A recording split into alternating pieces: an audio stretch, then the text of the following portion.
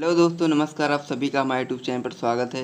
तो हम लोग क्लास 12th की बायोलॉजी चल रही थी, जिसमें हम लोग का तीसरा चैप्टर चल रहा था, मानव जनन, जिसे इंग्लिश में कहते हैं ह्यूमन रिप्रोडक्शन। ठीक, तो उसमें हम लोगों ने क्या क्या चीज़ें पिछले वीडियो में डिस्कस की थी। तो सबसे पहले हम लोगों ने देखा था कि मानव जनन तंत्र क्या होता है, उसके बाद फिर हमने नर जनन तंत्र के जितने भी भाग होते हैं, मुख्य भाग और क्या कहते हैं जो उनके सहायक अंग होते हैं और सहायक ग्रंथियाँ होती हैं, सभी को लिख करके देखा था। और उसका जो वृषण होता है, यानी कि जो मुख्य भाग होता है नर जनन तंत्र का, उसको पूरी तरीके से देख लिया था। यानी कि जो मानव जनन तंत्र था, उसका जो मुख्य अंग होता है वृषण, उसको पूरी तरीके से पढ़ लिया हम लोगों ने।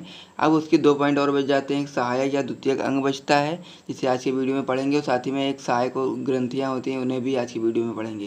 यानी कि जो आपका नर जनन तंत्र होता है, पूरी तरीके से जो संरचना होती है, उसकी पूरी संरचना को हम लोग अच्छे से समझ लेंगे। ठीक, उसके अंदर फिर मादा जनन तंत्र की ओर बढ़ेंगे। उसका जब युग्मक निर्माण की प्रक्रिया पढ़ेंगे, तो उसमें नर और मादा में किस प्रकार से युग्मकों का निर्माण होता है, उसको भी पढ़ेंगे। ठीक, तो आज का पॉइंट है हमारा कि सहायक या द्वितीयक अंग किसे कहते हैं, यानी सहायक या द्वितीय अंग कौन कौन से होते हैं आपके नर में। ठीक दोस्तों, तो अगर आपको इसी प्रकार के नोट्स चाहिए तो आप लोगों को कुछ नहीं करना, वीडियो को लाइक और चैनल को कर देना सब्सक्राइब, क्योंकि हमारे यूट्यूब चैनल पर 2 चैप्टर के ऑलरेडी नोट्स जो हैं अपलोड कर दिए गए हैं, और तीसरा चैप्टर जैसे हम लोग का कंप्लीट हो जाएगा, इसका भी नोट्स अपलोड कर दिया जाएगा। ठीक, तो पहला जो आपका पॉइंट है इसमें है वृषण कोश, यानी कि जो सहायक अंग की बात करें तो पहला जो आपका सहायक अंग है वो है वृषण कोश।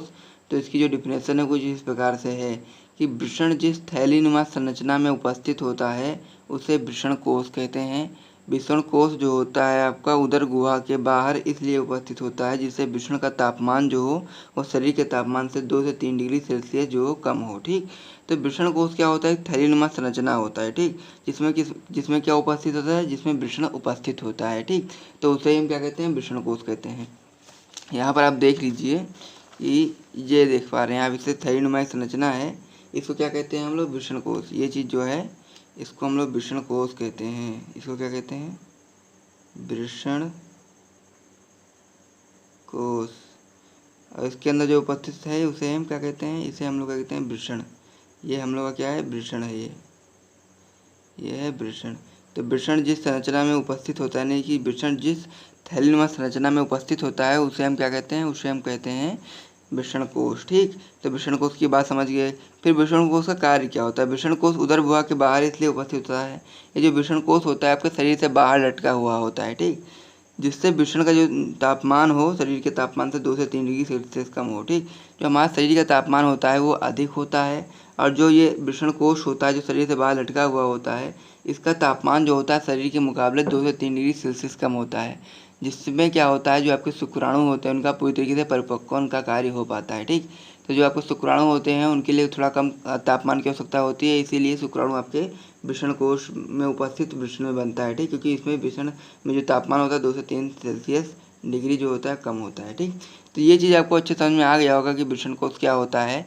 तो दोस्तों मैं उम्मीद करता हूँ कि ये चीज़ आप समझ गए होंगे। अब हमारा जो दूसरा पॉइंट बचा है अधिवृषण, उसको हम लोग पढ़ेंगे। ठीक, तो अधिवृषण क्या होता है कि शुक्रवाहिकाएँ वृषण से निकल कर, ठीक, शुक्रवाहिकाएँ वृषण से निकल कर वृषण के पश्च सतह पर वृषण में खुलती हैं। ठीक, शुक्रवाहिकाएँ वृषण से निकल करके पृष्ठ जो मूत्राशय है उसके पश्च सतह पर अधिवृषण में खुलती हैं। ठीक, अधिवृषण पतली व लंबी नलिका के अत्यधिक कुंडलन से बनी होती है। इसमें शुक्राणु के परिपक्व का कार्य होता है। ठीक, तो जो शुक्रवाहिकाएँ होती हैं, जैसा कि मैंने आपको पिछले वीडियो में बताया था कि उसमें क्या होता है, शुक्रवाहिकाएँ, इसके अंदर जो शुक्रवाहिकाएँ होती हैं वो निकल करके यहाँ पर क्या कहते हैं, कुंडलित संरचना बना लेती हैं, जिसे हम क्या कहते हैं, इसको हम कहते हैं अधिवृषण।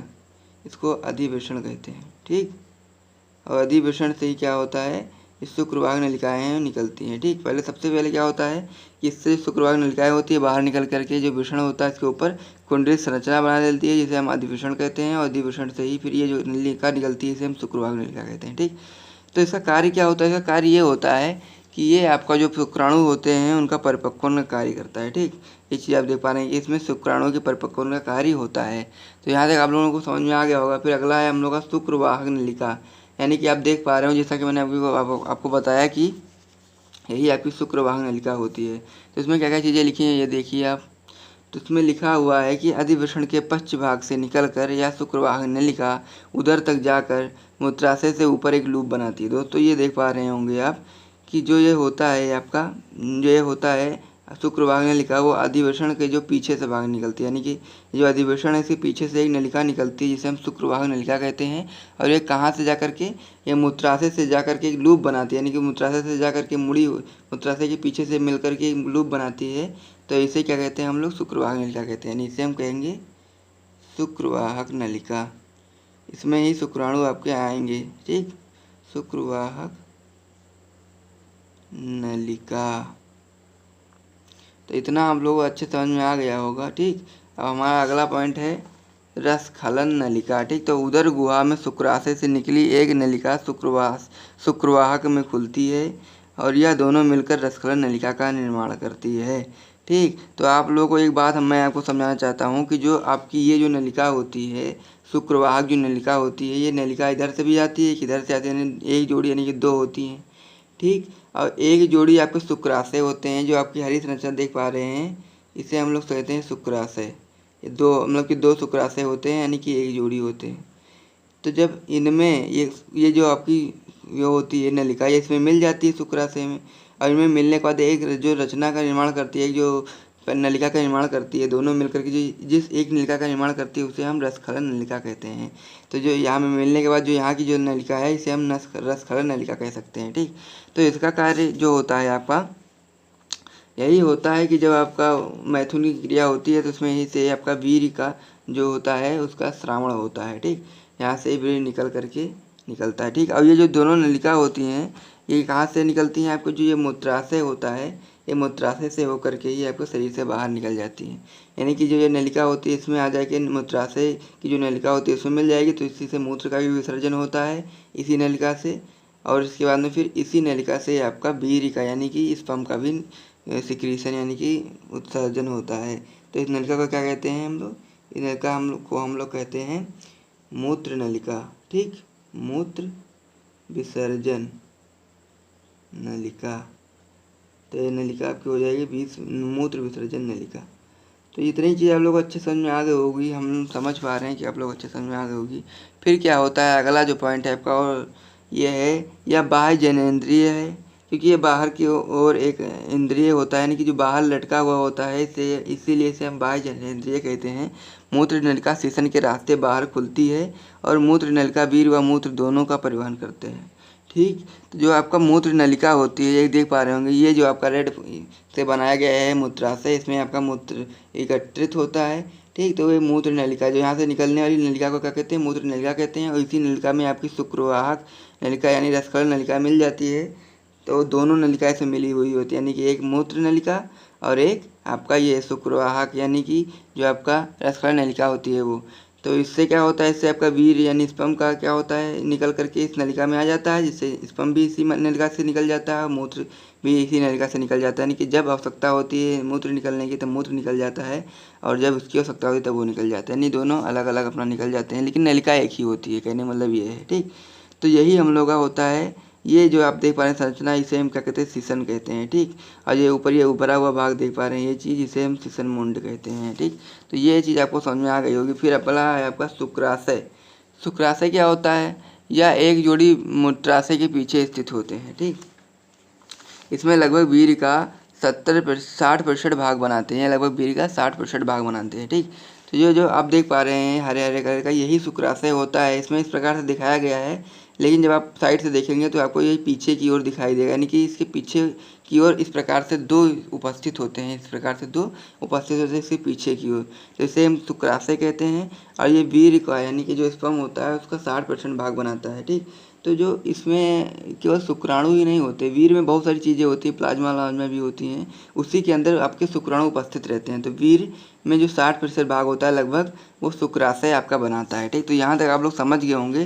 तो आपके सहायक या द्वितीय अंक का जो चैप्टर था यानी कि जो टॉपिक था वो पूरी तरीके से कंप्लीट हो चुका है। अब हम लोग को इसका जो लास्ट जो पढ़ना है वो क्या है, वो हम लोग का है सहायक ग्रंथियाँ। सहायक ग्रंथियाँ को पढ़ने के बाद जो हमारा नर जनन तंत्र का जो आपका पूरा टॉपिक है पूरी तरीके से क्लियर हो जाएगा, जो संरचना पूरी तरह से क्लियर हो जाएगी। फिर हम लोग को क्या पढ़ना होगा, फिर हम लोग को पढ़ना होगा महाजनन तंत्र। फिर हम लोग पढ़ेंगे शुक्राणु जनन की प्रक्रिया, अंडाणु जनन की प्रक्रिया, जो कि आपका युग्मक जनन में हम लोग पढ़ेंगे।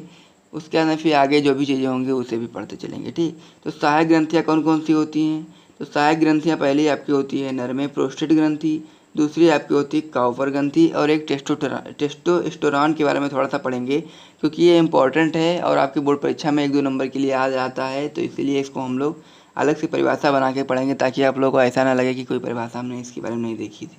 परिभाषा देखने के साथ ही जब लिखेंगे तो आप लोगों को याद हो जाता है, और याद होने का ही तो बहुत अच्छा आप लोगों को मदद मिलेगी जब बोर्ड परीक्षा में हम लोग पेपर देने जाएंगे। ठीक, तो पहला इसमें क्या है, प्रोस्टेट ग्रंथि। तो यह एक सघन ग्रंथि है जो मूत्र नलिका के आधार के चारों ओर होती है। यह वीर्य का लगभग 20 से 25% भाग बनाती है। तो यहाँ पर आप देख पा रहे होंगे कि यह क्या करती है, यह एक सघन ग्रंथि है जो मूत्र नलिका होते हैं, जो मूत्र नलिका होती है उसके चारों ओर उपस्थित होती है। इसे क्या कहते हैं, प्रोस्टेट ग्रंथि कहते हैं।